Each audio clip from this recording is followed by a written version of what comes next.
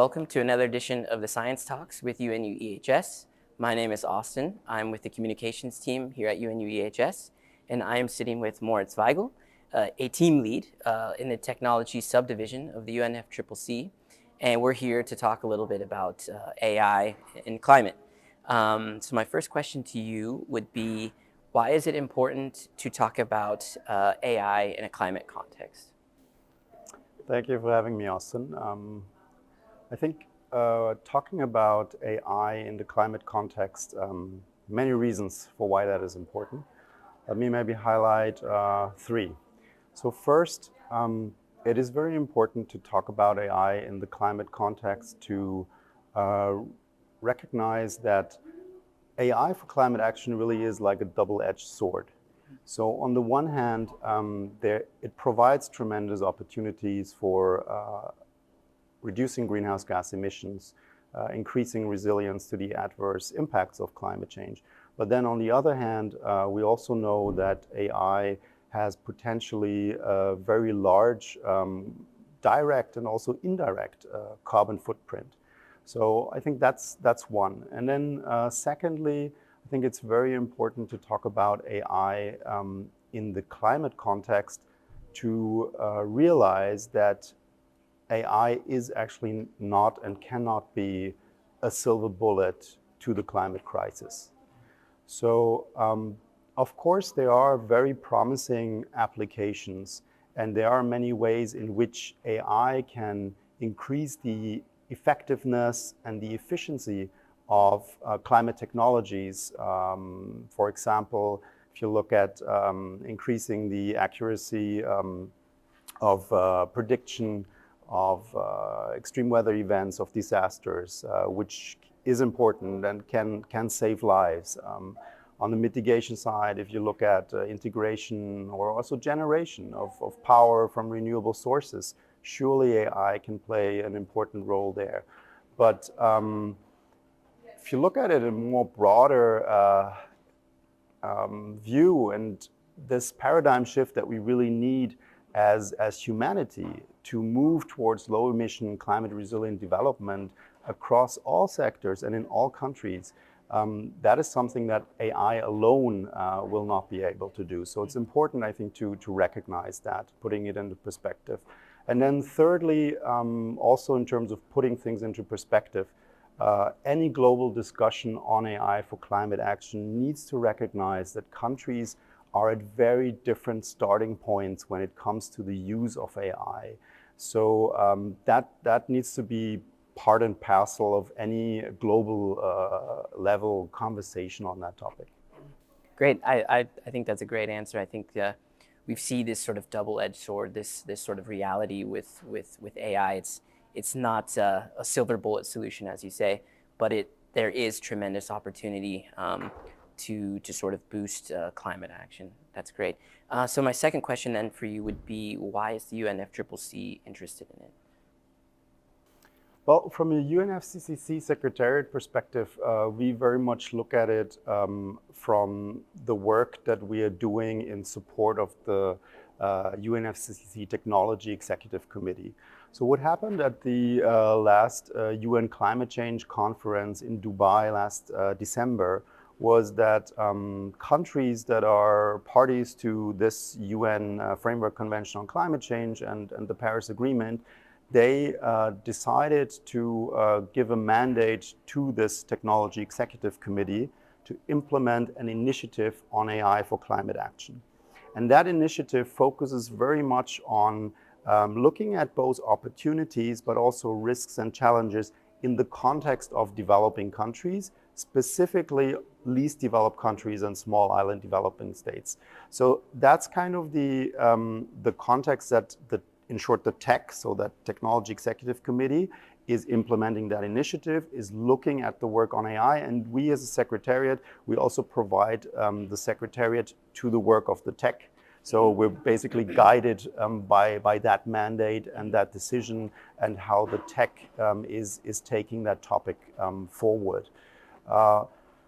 Maybe just to add one, so there are a variety of activities now going on under the TEC's work plan.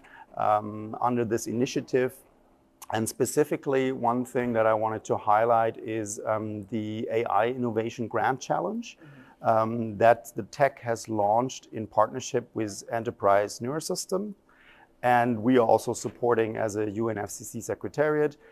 That challenge aims to really identify new innovative solutions in terms of using AI for climate action, both on the mitigation and adaptation side, but in developing country contexts, again, very specifically least developed countries and small island developing states. So I think that is a very unique focus. Call for submissions is still open until the 12th of August.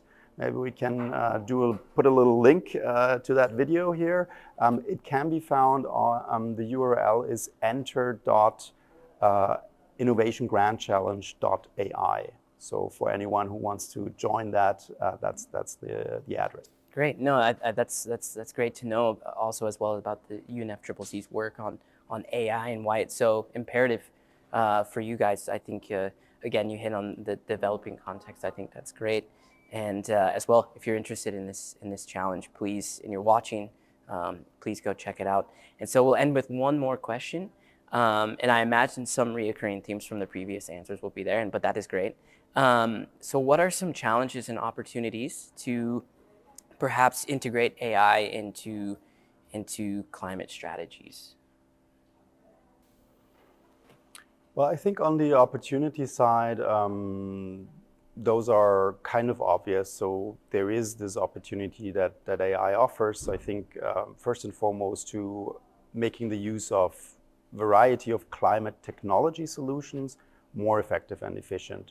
But then I think in terms of challenges, a couple of challenges. So one is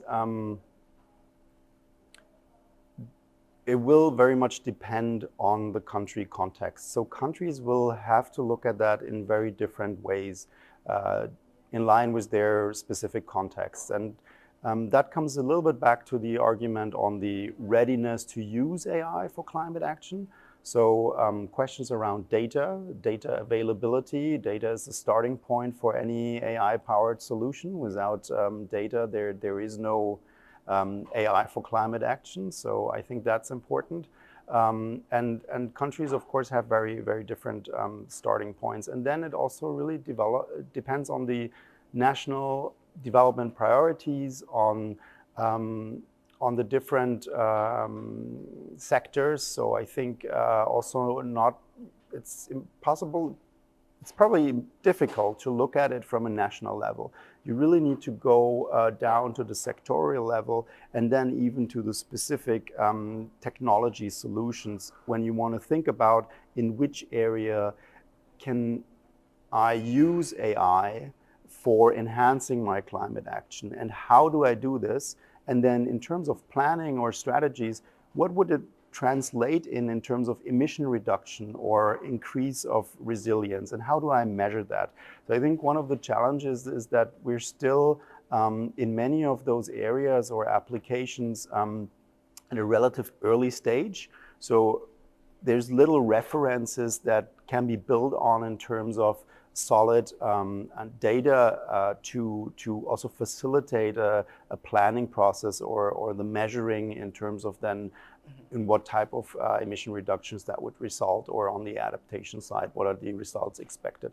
So I think that are the challenges really for planning. If you get more specific than a general strategic approach on let's explore AI for implementing our national climate strategy. Yeah. Exactly. Cool.